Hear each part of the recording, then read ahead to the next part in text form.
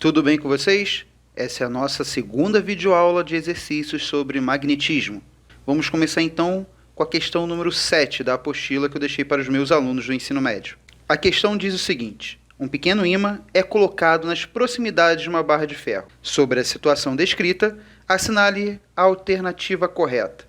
O exercício fala que um pequeno ímã é colocado nas proximidades de uma barra de ferro. Então, o ímã vai atrair a barra de ferro, assim como a barra de ferro também vai atrair o ímã. Tá? É isso que vocês precisam entender sobre a atração entre um material composto de ferro e um ímã. Não é somente o ímã que atrai o ferro, porque como eu falei com vocês na parte teórica, quando o ferro ele é aproximado do ímã e não precisa tocá-lo, seus ímãs elementares são alinhados, fazendo com que aquele ferro, aquele pedaço de ferro, se transforme num ímã, aonde ele será atraído pelo outro ímã. Tá? Então, se aquele pedaço de ferro ele vira um próprio ímã, então o ímã vai atrair a barra de ferro, e é óbvio que a barra de ferro também irá atrair o ímã. Afinal de contas, você pode pensar isso também pela terceira lei de Newton, ação e reação. Se o ímã faz uma força sobre a barra de ferro faz uma força sobre o ímã. Mas, vamos para a alternativa, pensando nisso que eu acabei de falar com vocês. Alternativa A. O ímã atrai a barra de ferro com a mesma intensidade que a barra de ferro atrai o ímã. Se você for novamente pela terceira lei de Newton, está correto. A intensidade é a mesma. Letra B. A força que o ímã exerce sobre a barra de ferro é maior que a força que o ferro exerce sobre o ímã. Está errado. Vamos lembrar da terceira lei de Newton novamente. As forças têm que ter a mesma intensidade em sentidos opostos. C. Um ímã atrai a barra de ferro. Correto. Mas não está 100% correto, porque o ímã atrai a barra de ferro e a barra de ferro atrai o ímã. Letra D. A barra de ferro atrai o ímã. Novamente está correto, mas não está 100% correto. Ainda falta conclusão para que toda essa alternativa fique correta. Então, não pode ser. Letra E. A força que a barra de ferro exerce sobre o ímã é maior do que a força que o ímã exerce sobre a barra de ferro. Novamente, a alternativa está errada. Devemos pensar aqui na terceira lei de Newton, então, que é ação e reação, forças de mesma intensidade, sentido opostos. Então, a única alternativa só pode ser a letra A. Questão 8. Aproximando-se um ímã de uma bolinha de aço, observa-se que a bolinha... Bem, uma questão de observar e lembrar o que acontece quando ferro e ímã estão próximos um do outro. Então, a gente pode ver aqui que isso aqui é uma bolinha de aço e esse aqui está o ímã. A bolinha vai ser atraída pelo ímã, assim como um ímã é atraído pela bolinha. Lembrando que aço é constituído por mais de 90% de ferro. Então, é um material ferromagnético. Vamos às alternativas? A alternativa A está aqui em cima, tá? A alternativa A é repelida pelo polo sul e atraída pelo polo norte? Não, é atraída por ambos os polos. Todo material ferromagnético é atraído por ambos os polos. B. É atraída pelo polo sul e repelida pelo polo norte? Novamente, se a letra A está errada, a letra B, pelo mesmo motivo, também está errada. Letra C. É repelida pela região compreendida entre os polos? Não, ela não é repelida, ela é atraída. Temos que lembrar, todo material ferromagnético, vocês podem anotar, ou seja, material constituído por ferro, ele é atraído por ambos os polos do ímã. Ele sempre será atraído. O material chamado diamagnético é ao contrário, ele sempre será repelido. Então, existem dois tipos de material. O ferromagnético, ele sempre será atraído, e o diamagnético sempre será repelido. Também existem outros materiais magnéticos, como paramagnético, mas para o caso aqui da gente, o que importa é lembrar que o ferro sempre é atraído por ambos os polos. Letra D. É atraído por qualquer dos polos. Correto, exatamente isso que a gente acabou de falar. Letra E é repelida por qualquer dos polos. Bem, a letra E, na verdade, é a letra C, né? Então, a resposta correta só pode ser a letra D. 8, letra D. É atraída por qualquer dos polos. Vamos, então, para a questão 9. A questão 9 já é um pouquinho mais interessante da gente fazer. IFSP 2016. Dispõe-se de 3 ímãs em formato de barra, conforme mostra a figura a seguir. Então, esse aqui são 3 ímãs. Primeiro ímã com polos A e B, segundo ímã com polos C e D, e o terceiro ímã com polos E e F, tá? Então, sabe-se que o polo A atrai o polo C e repele o polo E.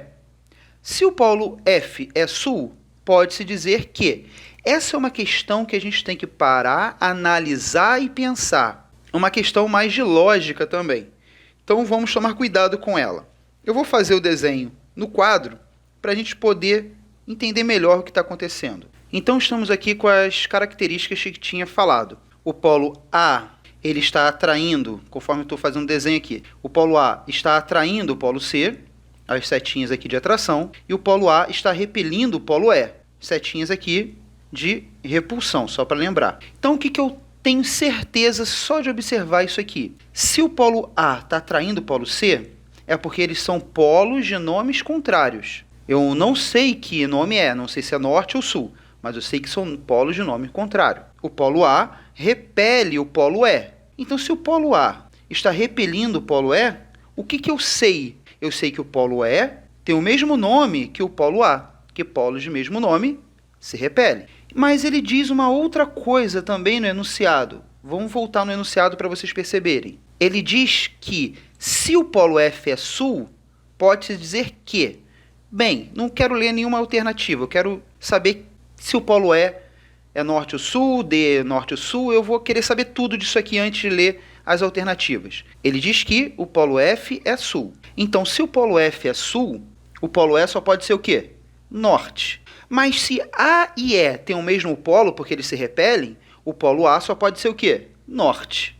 Se o polo A é norte e ele atrai o polo C só pode ser o quê? Sul. Então, através disso, eu já sei todos os polos de todos os ímãs. Então, eu sei que o B é sul, está aqui, e eu sei que o D é norte. Vamos voltar ao enunciado e verificar, então, se isso condiz com alguma das alternativas do enunciado. Opa, essa questão aqui não é o 7, né? Essa questão aqui é número 9, eu escrevi errado. Vamos ler, então, a alternativa A. A é polo sul e B é polo sul. Não. Primeira coisa... Se eu estou dizendo que eles são ímãs, e ele fala isso, ímãs tem que ter polos de nomes opostos, né? Se ele está falando aqui, ó, que o A é sul, o B não poderia ser sul. Então, eu não precisaria nem fazer essa análise toda para saber que a letra A está errada. Letra B. Se o A é polo sul, C é o polo norte. Bem, conforme a gente viu, o A é o polo norte e o C é sul. Então, a letra B está errada. Letra C. B é polo norte e D é o polo norte. Bem, B é o polo sul e D é o polo norte, de acordo com o que a gente viu. Só para ver aqui, olha, o desenho que nós fizemos, B é o polo sul e D é o polo norte. Letra D, A é o polo norte, correto, e C é o polo sul, correto. A é o polo norte e C é o polo sul, tá correto. A alternativa, então, que eu deva marcar é a alternativa D. Mas vamos continuar lendo. A é polo norte, correto. E é polo sul. Não, está errado. E, então, aqui, olha, é polo norte.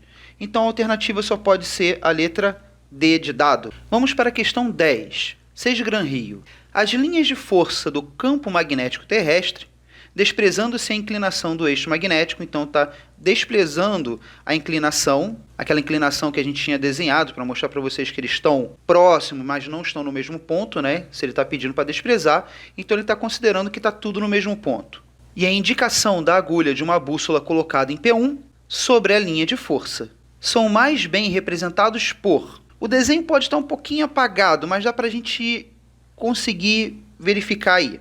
Vamos, então, tentar entender cada desenho de cada letra, né? Eu tirei uma foto, coloquei aqui para a gente poder desenhar por cima. Então, repare que todos os polos que estão no planeta Terra desenhado aqui, em todas as questões, ele está falando sobre os polos geográficos, tá? Então, aqui em cima está o norte geográfico e aqui embaixo está o sul geográfico, de todas as questões. Isso vocês podem perceber. Mais uma coisa que vocês têm que reparar nessa questão é as linhas de força, porque ele fala isso aqui em cima.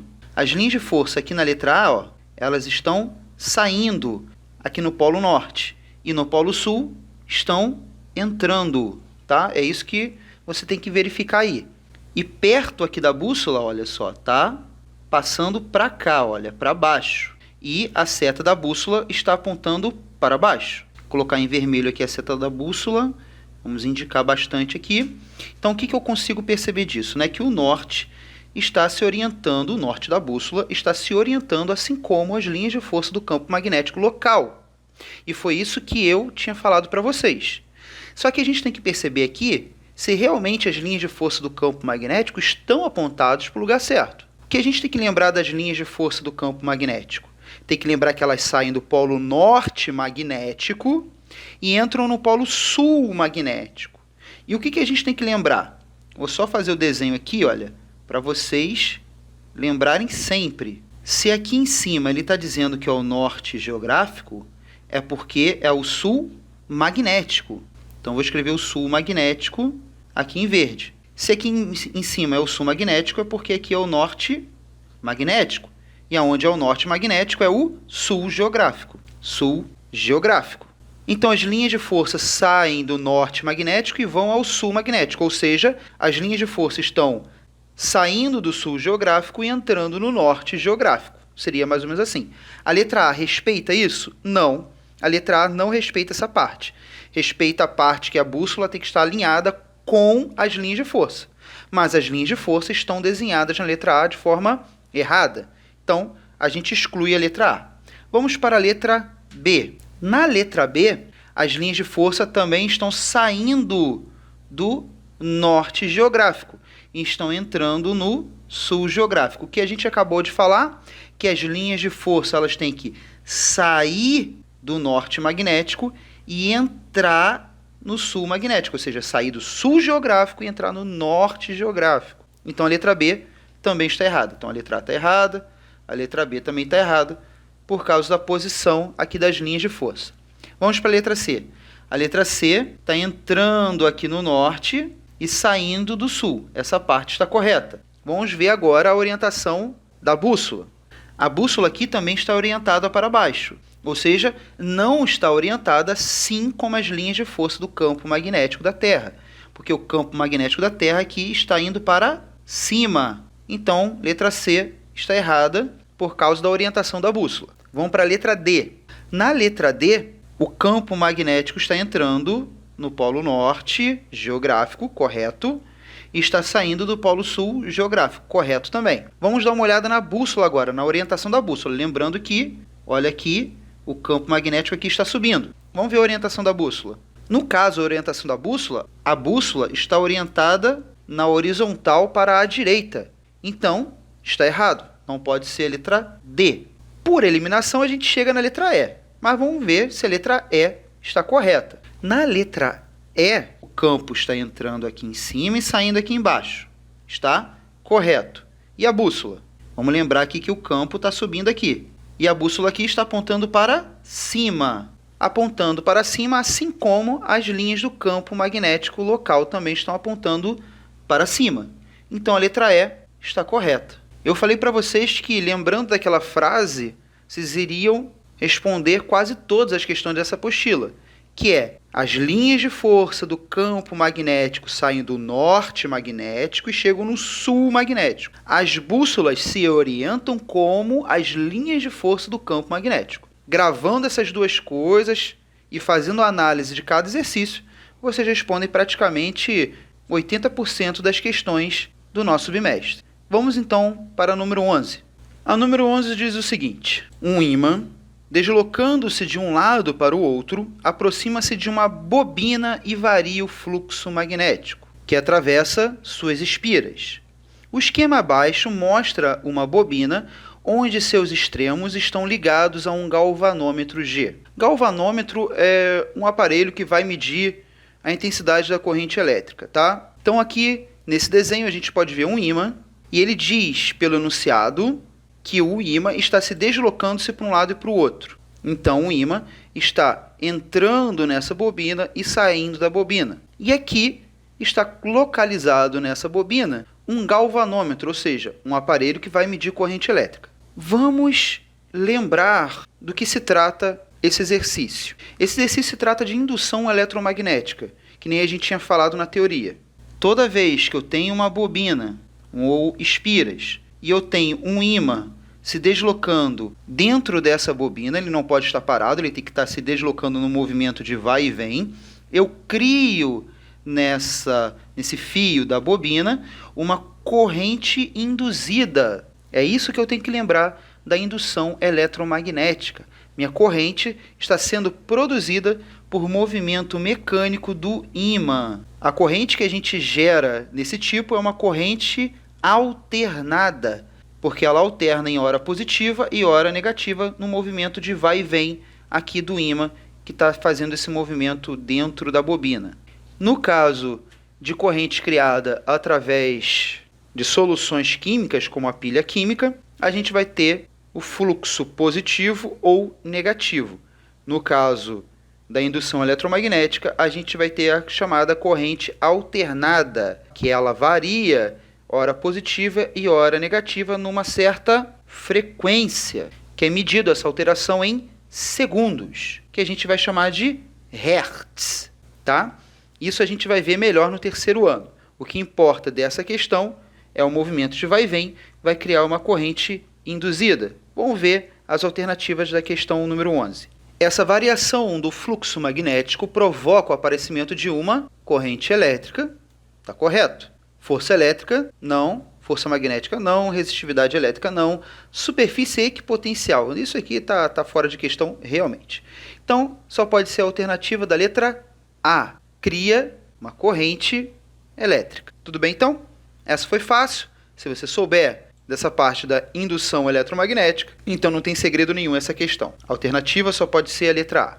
Vamos, então, para a questão número 12 e última. Observe o esquema abaixo. O que a gente está vendo aqui? A gente está vendo uma bateria, o fio ligado no positivo e negativo da bateria. Aqui está uma chave de ligar e desligar. E esse fio está enrolado sobre um prego. E ele, a ponta do prego, que está aqui, está atraindo alfinetes. Então, eu estou passando o mouse aqui nessa parte e está escrito aqui, olha, alfinete, tá? O que eu posso imaginar dessa figura? Que quando eu ligar essa chave, a corrente elétrica vai passar pelo fio e vai transformar esse prego, que é formado de material ferro, né, ferro magnético, vai transformar esse prego num ímã. Por que eu sei disso? Porque ele está atraindo o alfinete, que também é constituído por ferro.